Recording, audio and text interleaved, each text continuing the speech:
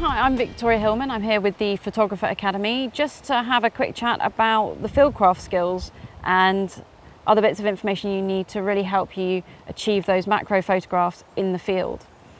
So we'll start with Fieldcraft. Fieldcraft is actually a really important part of what I do, and for some subjects it can actually take weeks, months to perfect, to actually finally get that image.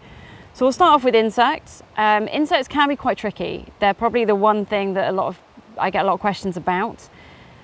A lot of my insect work, particularly butterflies, dragonflies and damselflies, is done first thing in the morning, around sunrise, and up until maybe about 8 o'clock in the morning. And the reason for that is because they are cold, quite often covered in dew. They're a lot easier to photograph than once they're warmed up and they've taken to the wing, and it saves you having to chase them around a field trying to photograph them. So with some insects you can actually photograph them throughout the day. A lot of the beetles and other invertebrates, once you find them, you can actually, if you just sit and watch them, they have their routines, they have their patterns. You can just sit there and watch them and they will come backwards and forwards, so that will give you a better chance to actually photograph them. So how do you find your insects in the first place? Research. It all comes down to research.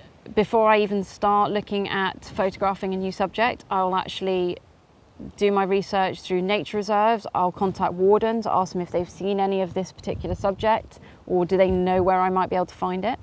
Once I have an idea of a few places I can start looking, I'll go out, I'll start looking.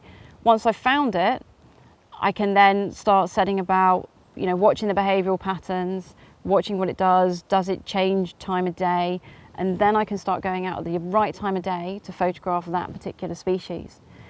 Now, the same is actually true if you want to do any amphibians and reptiles. With amphibians and reptiles, it's a little bit different. They're a little bit more skittish. You don't tend to be able to get as close to them as you can to a lot of invertebrates. And you need to be very careful as well, because you don't want to spook them. When we see a lot of our amphibians and reptiles, it's at crucial times of the year for them, so we need to be able to photograph them from a distance that is not causing a disturbance to them.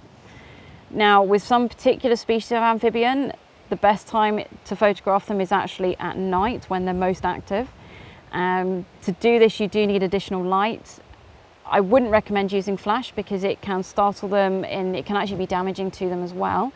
But if you use LEDs to go out, or a source of constant light when you're photographing at night, as long as it's set on a low setting, you can actually get some really nice photos. Other amphibians, frogs are particularly jumpy, and you have to just work out what works best for being able to sneak up on those frogs without them actually leaping several feet away from you and into the water. But it comes with practice. So the more time you spend with a particular subject, the more you'll get to know them and the more success you'll actually have with your images overall. Now, when it comes to something like to plants, they can be a lot easier to photograph in some respects, as they're not going to run away from you, they're not going to fly away, they're static, they're not going to move.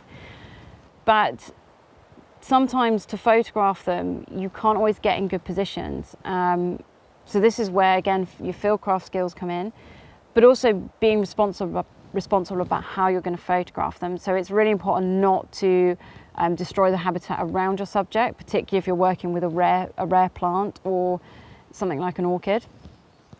You want to protect them at all times. So just having a look around, is there an easier way that you can get to it? Is there a different angle you can take instead? Or is there another flower maybe a little bit further down the path that might be easier to photograph? Now, when it comes to the Fieldcraft skills and macro photography as a whole, it can be both very frustrating but very rewarding. The more time you spend out in the field with your subjects, the more success you will have. There is no doubt about that at all. But a lot of it is, the first place you have to start is research. You have to, really research the background of your subject, best time of year to see it, best places to see it, best time of day. Then start visiting sites. And once you start getting into that routine and you know where to go and you know what time of year to go, you just need to really kind of just get out there, practice those skills, And over time, you'll actually see the quality of the images improve. So I hope that those Fieldcraft skills help you out and help you achieve some incredible macro photography. So good luck and thank you.